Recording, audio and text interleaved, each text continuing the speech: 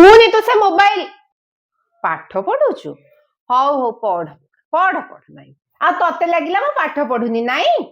ଏ ଜନ୍ତୁ ଆଜି ବସିକି କେମିତି ପଢୁଛି? ସେ ତ ମୋବାଇଲ ଟାକୁ ଖାଲି ଟକ ଟକ କରିବା ଲୋକ। କିଛି ଗୋଟେ ଗୁଢ ରହସ୍ୟ ଅଛି ଆ ପଛରେ। ବଢିଆ ଠକିଲି, ବୋଉ ଜମା ଜାଣି ପାରିଲେନି। ୟେସ୍ ୟେସ୍, ଏବେ ବି ପଢୁଛି। ଏଇଟା କେମିତି ସମ୍ଭବ? ଜାଣିବାକୁ ପଡିବ।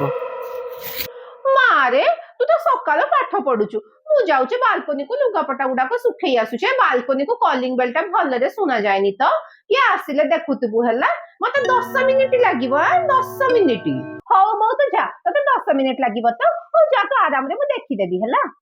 ରହଲୋ ଟୋକି, ମୁଁ ବି ତୋର ବୋଉଟି। ବଢିଆ ସୁଯୋଗଟେ ମିଳିଛି। ବୋଉ ତ 10 ମିନିଟ ପାଇଁ ଲୁଗା ଶୁଖେଇ ଯାଇଛି। ଏବେ ପୁରା ମନ ଭରିକି ମୋବାଇଲ ଚିପିବି। ହେଇଟି ଧରି ପକେଇଲି।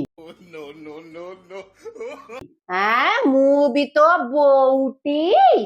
ତୁ ଡାଳେ ଡାଳେ ଗଲେ ମୁଁ ପତରେ ପତରେ ଯିବା ଲୋକ। ତୁ ମତେ ପୁଣି ଠକିବୁ, ମୁଁ ଠିକ ଜାଣିଥିଲି। ତୁ ତ ଖାଲି ମୋବାଇଲ ଟାକୁ ଟକ ଟକ ଟକ ଟକ କରିବୁ, ପାଠ କୁଆଡୁ ହବ? ଆଇନ ମକୁ ଚଟକଣି ମତେ ଠକିବ ଇଏ।